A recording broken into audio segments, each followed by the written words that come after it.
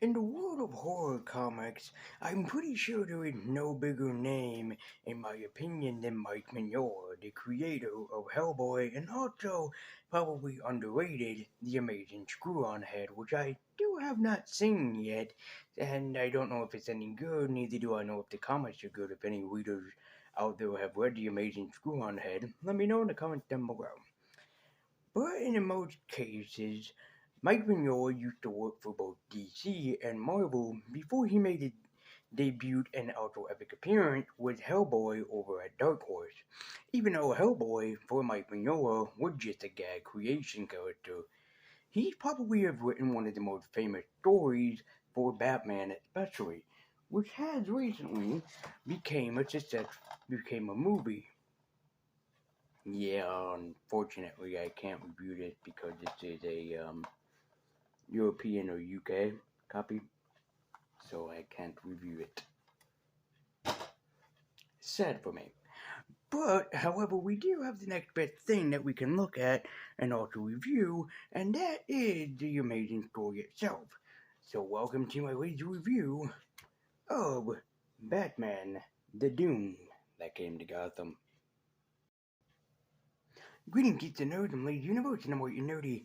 Batman the Doom that came to Gotham has become a future-length animated future for DC Comics or DC Animation as well as Warner Brothers, and it has also become, or at first, was a comic book written by Mike Mignola with artwork. Let me see here, not done by Mignola, but instead Troy Nixie. But Mignola did happen to do the cover. So, what is this entire book about? Well, how about Batman facing off against the evils of basically Cthulhu and H.P. Lovecraftian creations? Yes, you heard me correctly. Batman, as in the Cape Crusader, taking on Lovecraftian creatures. The comic book is very great in this regard, especially for starting out with a pretty horrifying image of Penguin or Professor Cobblepot being naked wandering the Arctic. Ford is transformed into a mystery story that has Batman trying to figure out just what these creatures are and how to defeat them and how they're tied in to Batman's long-awaited path in trying to figure out how to defeat these demons long before the demons conquer the Dark Knight detective himself and take him down to the trip of hell, into the long-awaited sleep and slumber of death. Will Batman be able to stop this new foe, this new threat that comes into his life? Will he be able to defeat the one and only supernatural creature that he has faced off long before Justice League Dark? Or will Batman have to succumb to the dark side and succumb to the one and only known as the Doom that definitely would come to Gotham? Batman the Doom that came to Gotham is actually a pretty awesome story written by both Mike Mignola and Richard Pace.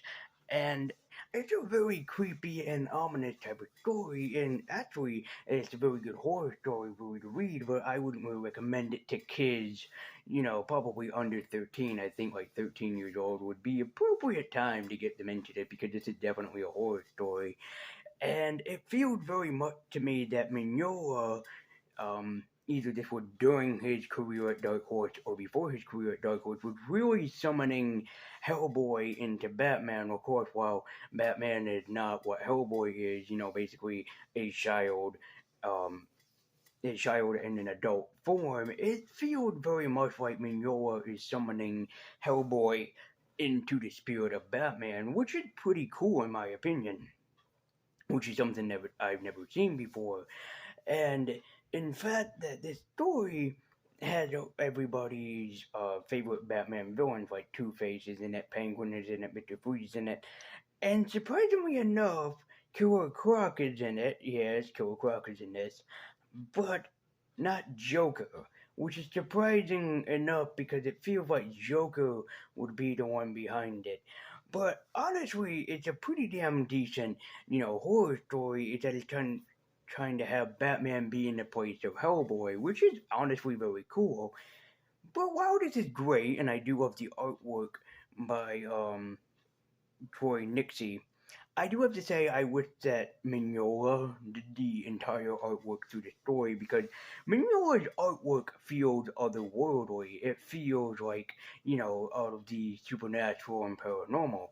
Like, how people always talk about how amazing Steve Ditko is as an artist for Doctor Strange.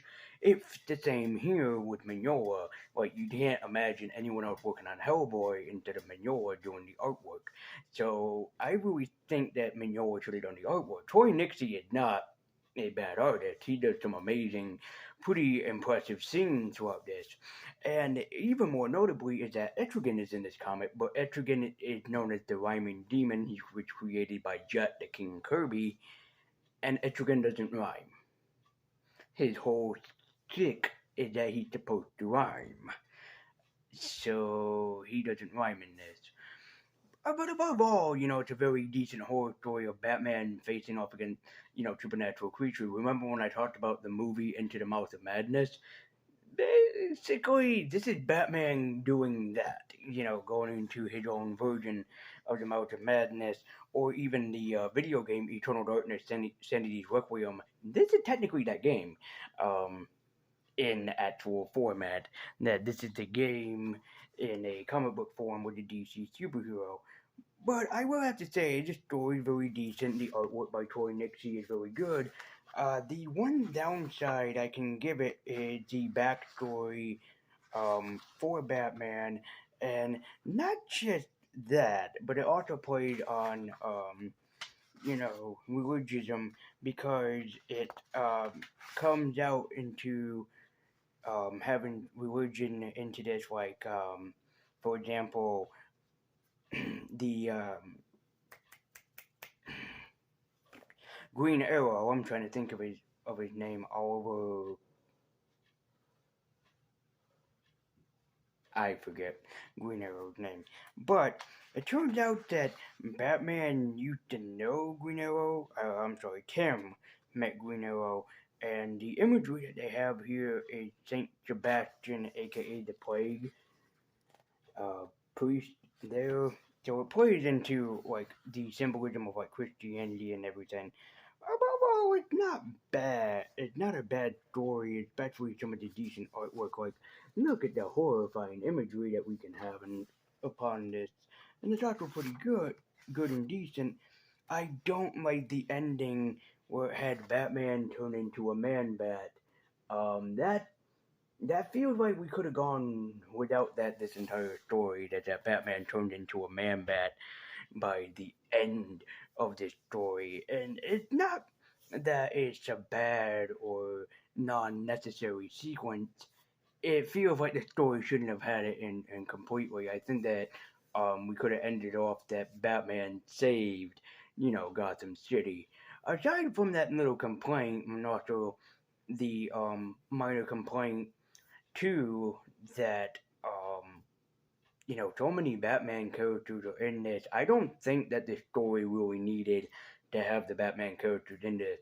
I think that this just should have been another Batman Outworld story where Batman was just facing off against these supernatural creatures. We didn't need, like, for example, even though this is strange to say, like, for example, like Mad Hatter summoning these creatures. We don't need to know that. I think it's interesting to have some of his characters, but there's too many Batman villains in this. I think having Penguin at the beginning and also Mr. Freeze did help the story, but also having like Two Face and Poison Ivy, especially Killer Croc, which Killer Croc as a Lovecraftian creature is awesome. I still don't think that this comic really did need it. Above all, Batman the Doom that came to Gotham is one of the greatest like horror comics that I have read. Despite its flaws, it's still a decent story. But I still think that if there were some minor changes, like not too many Batman villains in this, as well as Batman becoming Man Bat at the end of it, and his really screwed up origin story in this Outworld story, it really didn't make sense. I mean, I think that I can't think of it, but when Batman fought Jet the Ripper, I can't think of that story right now. I think it's Gotham by Gaslight. I heard that story, would, especially with his origin, was very more interesting. Maybe I might review that one at some point. But the Doom that came to Gotham isn't bad. still a decent story, at least in my opinion. I don't know. Let me know what you guys thought. Did you read Batman the Doom That Came to Gotham? Did you like it? Did you hate it? Did you think it was impressive? Did you think it was stupid or dorky? As always, let me know in the comment section down below what you thought about it, what you think about it, and if you've seen the movie, tell me if the movie is any good or not. This just feels like a Hellboy story in Batman form, but you know something? We can just appreciate that for a goofy concept and a goofy story as is.